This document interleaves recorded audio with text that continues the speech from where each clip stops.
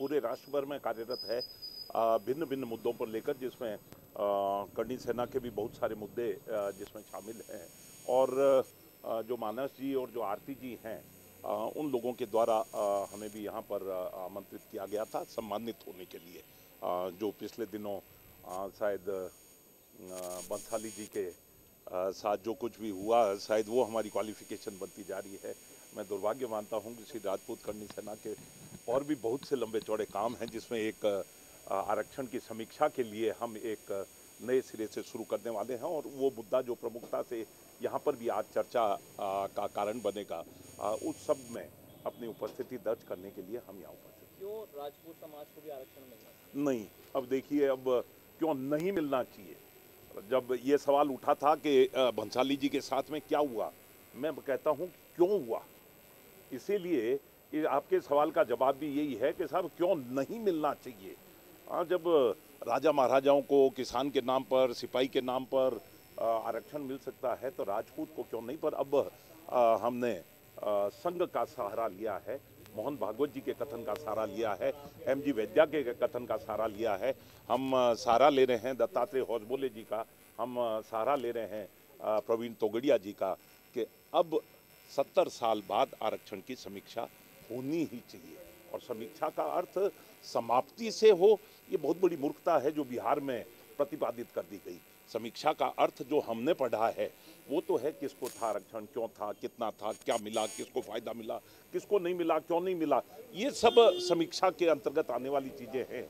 और हम ये चाह रहे हैं कि अगर संघ के सभी प्रमुख लोग अगर इस बारे में चर्चा करना चाहते हैं तो शायद एक जन समर्थन का इंतजार कर रहे हैं। हम वो जन समर्थन जुटाने को तैयार। तो आर्थिक स्तर पर समीक्षा करने की बात कर रहा है कि बहुत सी चीजें समीक्षा का अर्थ समीक्षा है, उसको किसी अर्थ से नहीं जोड़ा जाए।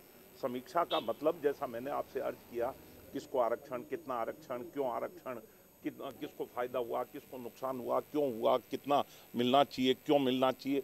और जब सुप्रीम कोर्ट की लिमिट है 50%, तो उस 50% से बाहर की बात करना तो अभी वर्तमान परिप्रेक्ष्य में तो बकवास है। राजपूत समाज में महिलाओं की स्थिति पर आपको जानकारी? देखिए, बहुत मजबूत है। जिस तरह से आरती और यहाँ पर उपस्थित है, भारती और आरती दोनों ही उपस्थित है, और यूपी में जिस मजबूती के साथ में स्वाति ने अपने कदम रखे हैं, और मैं मानता हूँ कि दिन दुनी और रात चौगुनी प्रगति हो रही है वर्तमान में राजपूत महिलाओं के लिए। आज अगर IAS लें, RAS लें, हर उस स्थान पर राजपूत बच्चियाँ, राजपूत महिलाएं पूरी मजबूती से और कंधे से कंधा मिलाकर, अब जब आरक्षण की बात चलती है, मैं मानता हूं कि बहुत मजबूती के साथ में राजपूत महिलाएं भी इसमें कंधे से कंधा मिलाकर, पद्मावती लें, आप जोधा अकबर लें, ये सारे क्या हैं, चाहे सिटी पैलेस का मामला लें, ये सारे क्या मामले हैं महिलाओं से संबंधित। उस महिला के अपमान के लिए हम भी कंधे से कंधा मिलाकर उनके साथ खड़े होने का प्रयास कर रहे हैं। 16,000 रानियों, 16,000 स्त्रियों के साथ में मर मिटने वाली उस पद्मावती को आप सपने में किसी और के साथ में जोड़कर दिखाएंगे? इससे बड़ा अपमान और क्या हो सकता है इस सभ्यता और संस्कृति का।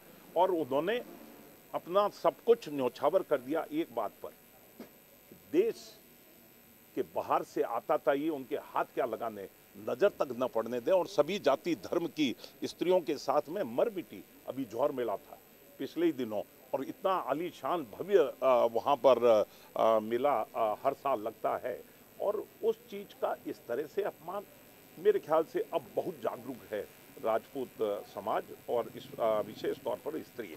ये महिला मोर्चा, मैं मानता हूँ कि उस मजबूती के साथ में कदम बढ़ाएगा हर उस मामले में जिसके लिए हम तत्पर हैं, तैयार हैं।